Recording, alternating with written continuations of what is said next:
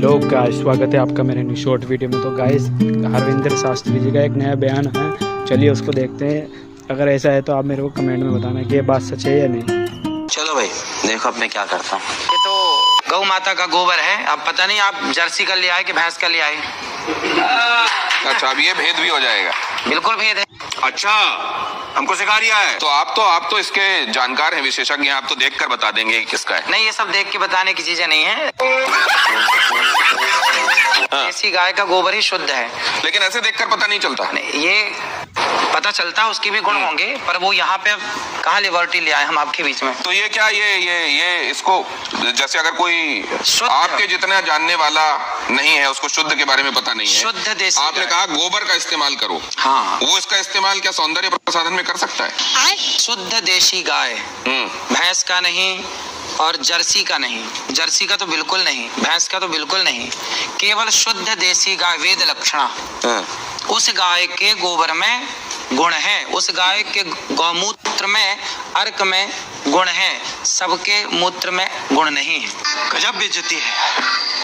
नहीं तो अगर इस तरीके से गोबर आपको कहीं मिले तो उसको सौंदर्य प्रसाधन के तौर पर इस्तेमाल नहीं करना चाहिए। ये गोबर खेतों में डाल के खाद बनाने के काम का है, लेकिन जो देसी गाय का गोबर है वह आपके लिए अमृत का। आपने क्या कहा था गोबर के संदर्भ में? क्या आपने इस तरीके के भेद बताते हुए कहा था? जरा वो देखते हैं, वो सुनते हैं। आप एक बार दिखाइए जरा, फिर उसके बाद चर्चा में वापस आते हैं। आपने कभी गाय के गोबर से अपने मुंह को धोला? नहीं। केमिकल युक्त फेस वॉश आप यूज करते हैं, लेकिन शुद्ध गाय का गोबर, इस गोबर से नहाने से चमड़ी का कोई भी रोग हो, मैं गारंटी लेता हूँ, चमड़ी संबंधी कोई भी रोग हो, आप गऊ के शुद्ध देसी गाय के दो गोबर से स्नान करेंगे तो आपका चमड़ी का रोग समाप्त हो जाएगा। इतनी ताकत गोबर में है। देखिए, मैंने कहा सिर्फ इतनी बात नहीं है, बांझपन का भी इलाज है ये। क्या बोला तूने? तो ये गाय के संदर्भ में आपने कहा, ये बात स्पष्ट है।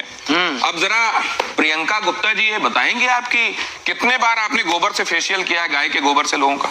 हाँ सर, मैंने तो आज तक, जो मेरी इंडस्ट्री है, इसमें मुझे कहीं पे भी पढ़ाया और सिखाया नहीं गया कि गोबर से आप फेशियल कर सकते हो या गोबर से अपनी स्किन को चमका सकते हो। और जैसे कि बाबा जी बता रहे हैं, और अगर ऐसा है तो इसके ऊपर रिसर्च जरूर करना चाहिए।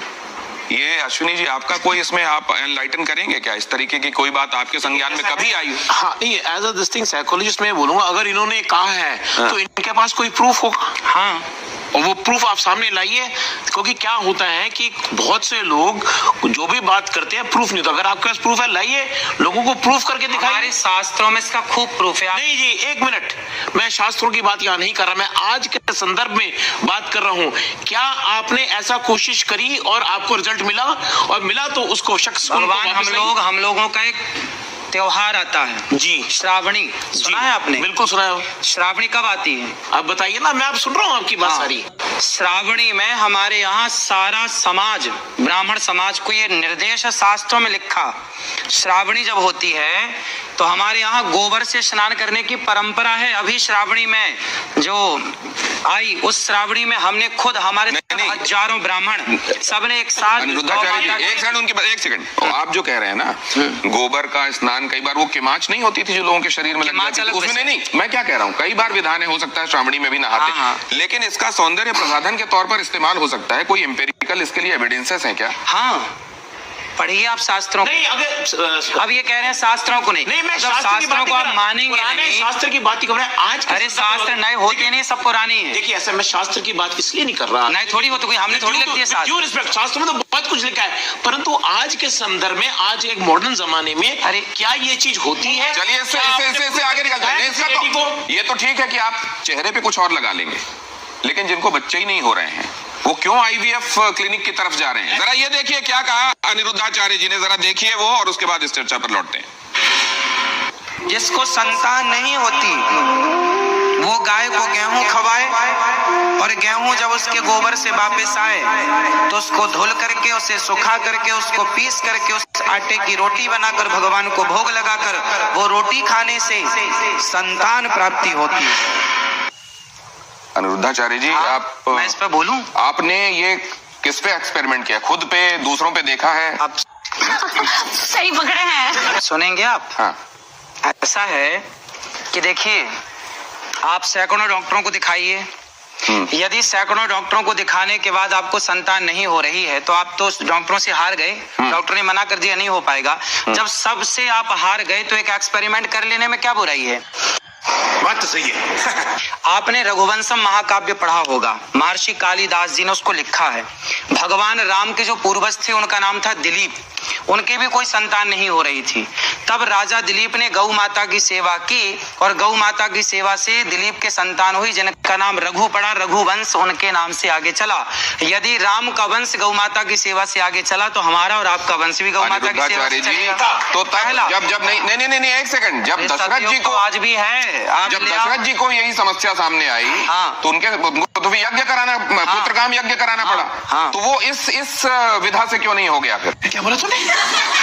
इस विधा से हुआ। आप समझो, दशरथ जी ने यज्ञ कराया तो यज्ञ में क्या लगता है? यज्ञ किससे संपन्न होता है? भैंस के घी से आहुतियां नहीं होती है ना, बकरी के घी से आहुतियां नहीं होती। जब तक वेद लक्षणा गाय का उसमें घी प्रयोग ना होगा तब तक आपका कोई यज्ञ संपन्न ही नहीं होगा। बिना गाय के ना कोई यज्ञ संपन्न हो सकता है, ना कोई पूजा संपन्न हो सकती है। समझ रहे हो? समझ रहे हो आप? समझ रहे हो? नहीं, लेकिन एक चीज साइंस ये कहता है कि अगर आपने एक खास तरह की परिस्थितियों में खास एक्सपेरिमेंट किया है तो आपको खास रिजल्ट मिलेगा। आप उसको दोहरा सकते हैं। मैंने तो इस रोटी को खाई है, जो मैंने बोला है, मैंने तो इस रोटी को खाया है। मैं नहीं मानता। और हमारे बहुत सारे संत समाज जो जंगलों में रहते हैं आज भी वो लोग ये रोटी खाते हैं। और बहुत बच्चा होता है। आप प्रयोग कर लीजिए। नहीं, आपके पास कोई प्रयोग है? नहीं, आपके पास कोई प्रयोग है? देखिए, बोलने में हमारे साथ प्रयोग है इसलिए बोल रहे हैं। प्रयोग ना होता तो बोलते आप देखिए, ऐसा कोई भी चीज हम करते हैं उसके साथ प्रूफ लाते हैं कि ये हमारा रिजल्ट है, ये हमारा एग्जाम्पल है। सिर्फ इतना नहीं, गौमूत्र और गाय के गोबर के संदर्भ में कैंसर के इलाज वाला दावा भी किया जाता रहा है। क्या अनिरुद्धाचार्य जी मैं ठीक कह रहा हूँ? हाँ, मतलब किसी भी स्टेज का कैंसर तक ठीक हो जाता है। गौ माता के मूत्र में, गौ अर्क में इतनी शक्ति है।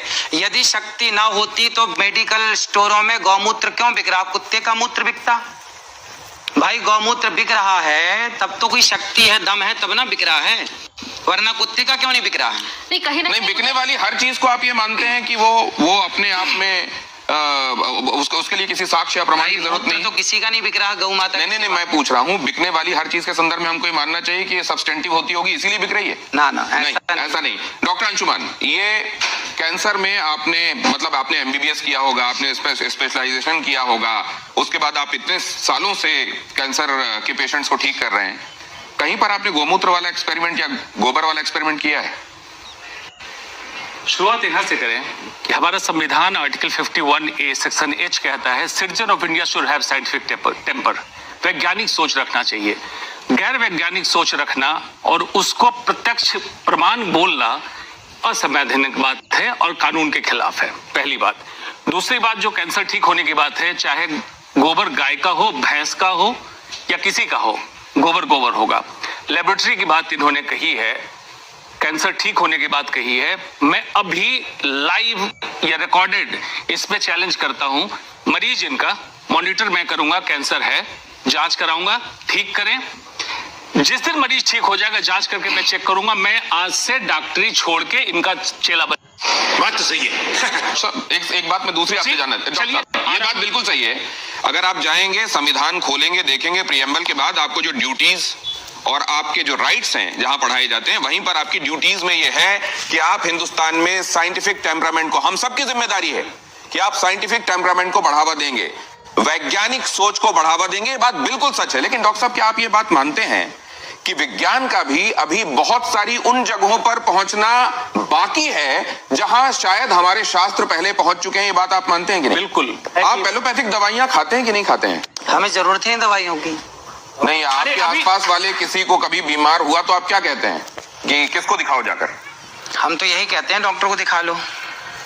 और डॉक्टर इसको मानते नहीं है जो आप कह रहे हैं। ऐसा है, देखिए, आज के 100 साल पहले तो कोई डॉक्टर नहीं था। 10,000 साल पहले सुश्रुत महर्षि, हाँ ना, अगर आए तो वेद में ही आ गए ना। आप भी वेद में नहीं है। क्यों बात समझिए, सुश्रुत की बात कर रहे हैं तो वेद में ही थे। अरे भाई, भारत का हर डॉक्टर सुश्रुत और चरक का संतान है। हाँ। भले हम मॉडर्न मेडिसिन प्रैक्टिस करें, आयुर्वेद प्रैक्टिस करें। भाई अगर वीडियो आपने यहाँ तक देखी है तो भाई आपसे निवेदन है यार, लाइक शेयर कमेंट कर दो भाई प्लीज़ यार, चैनल को सब्सक्राइब कर